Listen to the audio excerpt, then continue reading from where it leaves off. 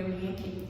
Então, o autor, ele vai mencionar aqui em 1 Samuel 27:6, fala que como se Judá, como se fosse um domínio diferente, tá? Vamos abrir lá a nossa Bíblia em 1 Samuel 27:6. Diz assim: então lhe deu Aquis naquele dia a cidade de Ziclague, pelo que Ziclague pertence aos reis de Judá até os dias de hoje. Aqui mostra já essa divisão do reino de Judá e do reino de Israel.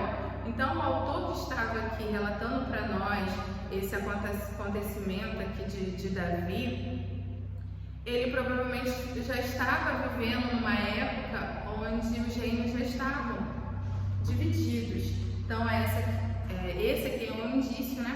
Que provavelmente o livro de Samuel foi escrito depois aí da morte de Salomão, porém com escritos dos profetas Samuel, Natã e Gad, como nós mencionamos aqui, ok? Então, qual foi a época que o livro foi escrito? Temos aqui também, considerando o nascimento de Samuel, em torno de 1025 anos antes de Cristo, cobrindo um período aí do nascimento de Samuel à morte de Saul, considerando, né, esse período de 1 a Samuel. Pode ter sido compilado, como nós aprendemos, após o reino dividido ou também no período do cativeiro, já que pertence a uma continuidade de 1 Reis, ok? Se a gente for também pegar aqui 2 Reis e analisar com o início, quer dizer, 2 Samuel com o início de 1 Reis, a gente vai ver que tem uma continuidade de narração da história, ok? Então, são algumas informações com relação à autoria que vão surgir ao livro de 1 a Samuel, que vai trazer as informações para a nossa aula de hoje. E para a gente aqui entrar de fato aqui no capítulo 3, nós temos o tema-chave de 1 Samuel, que é também o tema da nossa aula de hoje, que é a transição. Nós vamos falar aqui sobre a transição e tentar entender como ocorreu esse desdobramento aí na nação de Israel. Para a gente poder falar nesse finalzinho aí do livro de Juízes, nós vamos falar de um líder aqui que ministrava em Siló como sacerdote antes de Samuel, que é Eli, o sacerdote Eli, muito conhecido. Então, quem era Eli, gente? Vamos fazer aqui um resuminho. Quem era Eli que ministrava em Siló durante esse período anti-monarquia? Nós sabemos que ele era sumo sacerdote de Israel e era descendente de Arão. E ele tinha 2 filhos. Qual o nome? Ofni e Finéias. E também, lá no capítulo 4 de 1 Samuel, vai dizer pra gente que ele foi juiz, não só sacerdote, sumo sacerdote, mas também ele julgou Israel por 40 anos. Bastante tempo, não é verdade? Só que essa trajetória de Eli como líder das 12 tribos não foi bem sucedida, como a história que Samuel vai contar pra gente, em 1 Samuel. E vamos começar aqui falando sobre algumas características de Eli, tá? Você que já leu 1 Samuel, que já estudou um pouco sobre a vida de Eli, você pode estar aí já citando na sua mente algumas características de Eli e que levou Eli a fracassar como líder. Então, eu coloquei aqui alguns pontos. Eli era um líder conformado, Eli era um líder conivente, ele era um líder omisso, e também a Bíblia vai relatar para nós que ele honrava mais os seus filhos do que a Deus. Olha o perigo do líder, daquele que está ali em nome de Deus, né? Quando ele honra mais a criatura no lugar do seu Criador. E outro detalhe aqui, o pecado de omissão. Tudo que nós falamos aqui é bem grave, mas o pecado de omissão para o líder é gravíssimo. Você que é líder, preste atenção. Por que o pecado de omissão é tão grave? Nós vamos entender aqui que o omisso, ele não faz o que precisa ser feito. E a própria palavra de Deus diz que quando você pode fazer o bem e não faz, você está pecando. E tem gente que acha que não fazer não vai dar em nada, como se você estivesse ali neutro no assunto. Mas não. Quando você pode fazer e não faz, você está em pecado. E principalmente o líder. Por quê? Por quê, gente? Vamos pensar aí comigo. Porque principalmente o líder, ele está em falta grave quando ele se torna omisso. Por quê? Porque Deus vai dar para ele poder e autoridade para ele poder exercer a sua liderança. Então, Deus aqui vai entregar para o líder, no caso aqui, para ele, ferramentas para que ele tome atitude, para que ele haja de forma correta. Ele tem como corrigir, mas ele, na verdade, ele não usou as ferramentas que ele tinha como líder, principalmente com relação aos seus filhos. Então, ele não tomou atitude. Apesar dele ter, a gente vê aqui também em Samuel, ele ter repreendido os seus filhos, mas isso não era o suficiente. Ele não deveria só repreender, ele deveria também tomar atitude com relação ao que os seus filhos estavam fazendo, obedecendo a Deus. Mas ele não toma atitude, ele deixa para ver se os seus filhos vão se conscientizar. Ok? Então, já que nós falamos aqui, né, um pouquinho da liderança de Eli, nós vamos falar aqui agora dos pecados e dos erros dos filhos de Eli, que levaram à morte dos dois na batalha contra os filisteus. Os pecados e erros dos filhos de Eli. Primeiro, vamos entender. Ofne significa, o que significa Ofne? Pertence ao punho. Pertence ao punho. E Finéias, o que significa Finéias? Boca de bronze. Daí a gente já vê que os nomes dos filhos de Eli já eram bem diferentes daqueles que têm nomes proféticos, né? Mas seria tema para um outro dia, para a gente poder analisar os nomes de Ofne e Finéias. Porém, Deus atribui outro nome aos filhos de Eli. Deus fala aqui no livro de Samuel que eles eram filhos de Belial. Filhos de Belial.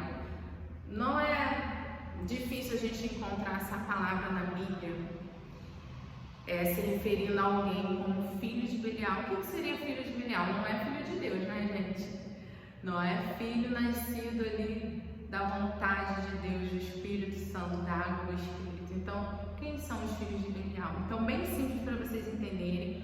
Filhos de Belial são aqueles que servem aos prazeres da carne, tá? E não de Deus. Então, sempre que você ouvir falar filhos de Belial, são pessoas entregues aos prazeres da carne, tá? A bebida, a orgia, aos vícios. Eles vivem sem compromisso, sem responsabilidade. São pessoas que satisfazem, que vivem para satisfazer os seus próprios desejos, são os filhos de Belial. Então nós conhecemos aqui um pouquinho desses dois personagens e nós vamos ver também na palavra de Deus em Samuel, em 1 Samuel, os defeitos, os erros desses homens, desses sacerdotes.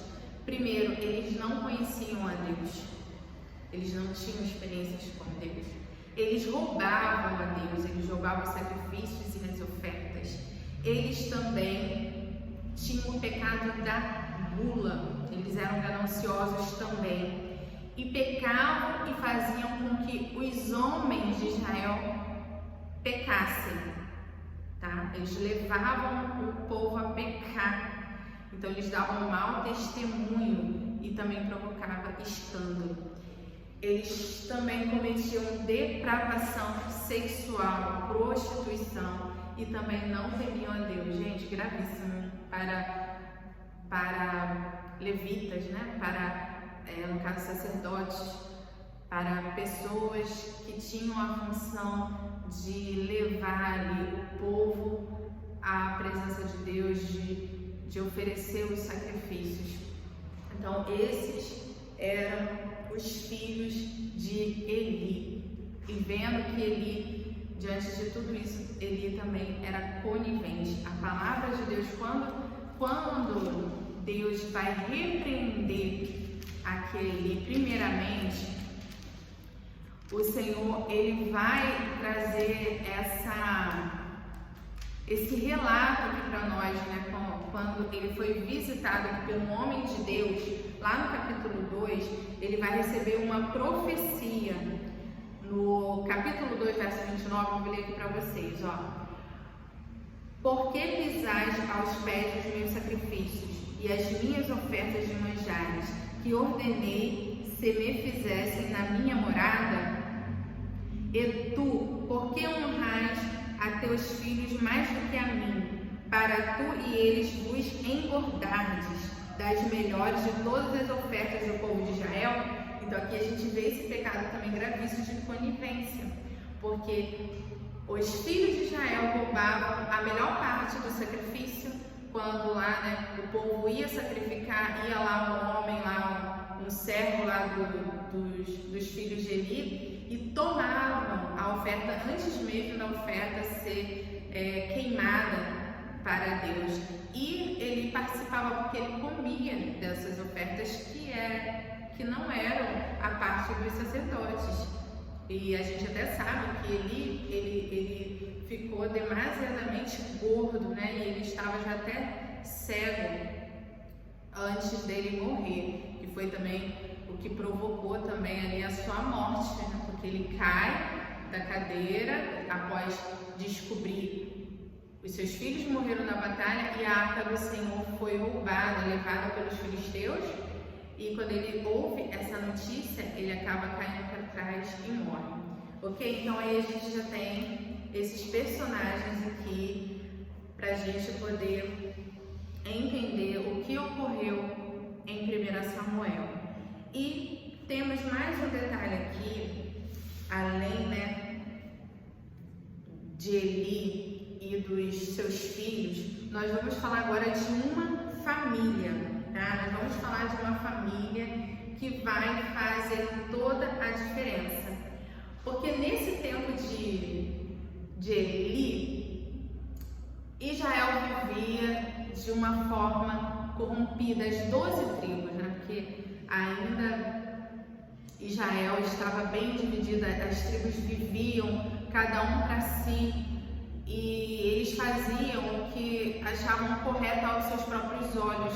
Então foi uma época terrível para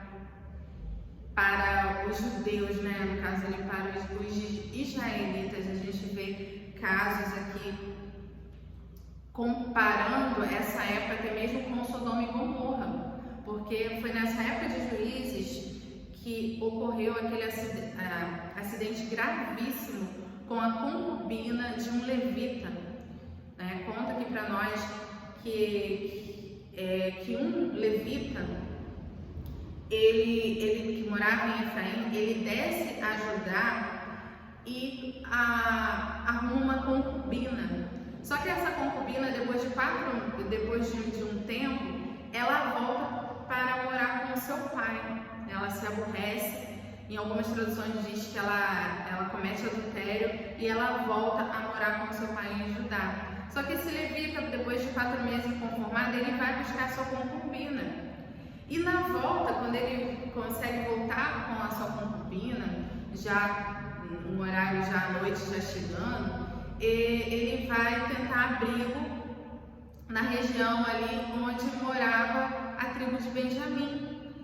E ele consegue um abrigo, eles vão conseguir um abrigo, porém o povo que habitava naquela região ali, agindo como Sodoma e Gomorra, vai bater na casa, né, desse senhor que hospedou esse casal e vai pedir para ter relações com o levita. Porém, o que vai acontecer? O senhor, né, vai oferecer no lugar do levita, vai oferecer a concubina dele, e aquela concubina, ela sofre abuso durante a noite toda e chega a falecer. E esse problema foi tão grave, né, que o levita, ele vai pegar várias partes 12 partes, né, do corpo da sua concubina e dividir entre as 12 tribos para que eles pudessem fazer justiça, porque nunca houve, desde o tempo do Egito, situação como aquela em Israel.